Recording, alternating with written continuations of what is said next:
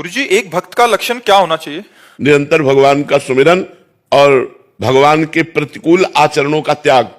शास्त्र सम्मत आचरण और भगवान का सुमिरन, दो शब्द में समझ लो, इतने से ही महान भक्त बन जाएगा। भगवान के अनुकूल आचरण, प्रतिकूल आचरणों का त्याग, प्रतिकूलस्य विसर्जनम। कभी भूल कर भगवान के प्रतिकूल आचरण न बने और भगवान का सुमिरन हर समय चलता रहे, तो इसी से सब भक्ति के लक्षण आ जाएंगे। श्रवणम कीर्तनम स्मरणम विष्णुपाद सेवनम अर्चनम वंदनम दास्य सख्य आत्मनिवेदनम। भजन से सब पूरे हो जाते हैं। भजन करोगे तो भगवत चर्चा सुनने का तुम्हें नशा हो जाएगा।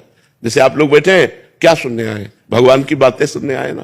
तो आप लोगों के हृदय में जिज्ञासा हुई ना, कैसे भगवान है, क्या भगवान का विषय, क्या भगवत मार्ग है, चलो संत के पास चलते। ये अनेक जन्मों के जब पुण्य एकत्रित होते हैं तब ये सौभाग्य मिलता है जो आप सुन रहे हो। बड़े भाग पाइब सत्संगा और बिना प्रयास होय भवभंगा। संतों का संग भगवान की कृपा से होता है और सत्संग मिला कि संसार के दोष दुर्गुण नष्ट होना शुरू हुए और सद्गुण दैवी संपदा प्रकट होने लगी। भगवान प्रसन्न हो जाएंगे। ध्यान क्यों भटकता? अभ्यास नहीं है। अभ्यास नहीं, अभ्यास करो, ध्यान एकत्रित होने लगेगा। अभ्यास योग युक्त है चित्त सा नान्यगामिना। ऐसा अभ्यास करो कि चित्त कहीं बाहर जाए ना, प्रभु में लगा रहे। अब अभ्यास नहीं किया इसलिए भटक रहा है। अब जैसे हमसे कहा जाए पिस्तौल रख दो, गोली रख दो, कह दो गोली मारो, तो क्यों? कभी भरा ही नहीं, कभी निशाना ही नहीं लगाया। लेकिन आर्मी वाले से बोलो, ऐसे देखते फटाक से मार देगा। क्यों? उसने अभ्यास किया है। उसने अभ्यास किया है। ऐसे ही जैसे अपने लोग हैं, बचपन से अभ्यास किए भगवान के भजन का, 1 सेकेंड लगा खींच के अपने स्वरूप में। अब आपने अभ्यास संसार का किया है, तो जब माला लेके बैठोगे तो देवरानी नजर आएगी, दमाद नजर आएगी, बेटी नजर आएगी, परिवार नजर आएगा। उसने ये कहा था, उसने वो कहा, और माला चल रहा है क्योंकि अभ्यास नहीं किया ना, तो मन भटक रहा है। अभ्यास करो, अभ्यास योग युक्तेन चेतसा नान्यगामिना। भगवान कह रहे तुम्हारा मन कहीं जाए ही ना, ऐसा अभ्यास करो। तो धीरे धीरे नाम जप करो, धीरे धीरे अभ्यास से वो क्रमशः धीरे धीरे बस में हो जाता है। मनोभिराम नहीं सकी।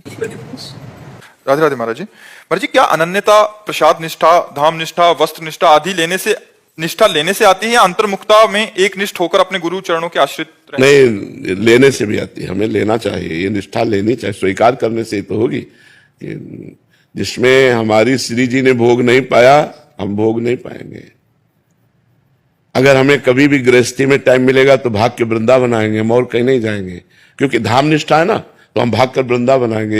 एक दिन का भी समय मिला तो हम भागकर वृंदावन आएंगे। देश विदेश हम जाकर के मनोरंजन नहीं करेंगे। धामनिष्ठ अगर उसको फुर्सत मिली तो हफ्ता, 10 दिन, 5 दिन, 2 दिन वो धाम में व्यतीत करेगा, परिक्रमा लगाएगा, भगवान नाम कीर्तन करेगा। यमुना जी, बिहारी जी, राधा वल्लभ जी, राधा रमण जी, इनसे नेत्र में नेत्र मिलाएगा, जीवन कृतार्थ करेगा। तो ये हमें स्वीकार करना होगा कि मुझे जब फुर्सत मिलेगी, तो जैसे छुट्टी मिलती है तो लोग अपने घर भागते हैं ना, ऐसे हमारा घर धाम है। हमें हमारे प्रिया प्रीतम विराजमान है। और जहां हमारे प्रभु ने भोग नहीं पाया, वो चीज हम अपनी जबान पे नहीं रख सकते।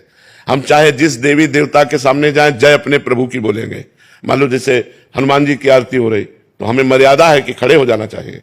हनुमान जी की आरती हो रही, हमें दिखाई दे रहा है, हम हाथ जोड़कर खड़े हो गए और आरती संपन्न हुई, अंदर से बोले राधा वल्लभ लाल की जय, अपने चल दिए। अपने इष्ट को ही सर्वत्र देखना, इष्ट की ही जय जयकार करना, इष्ट की ही जूठन पाना, इष्ट का ही चिंतन करना, ये सांगोपांग उपासना अनन्य प्रेम को प्रदान करती है।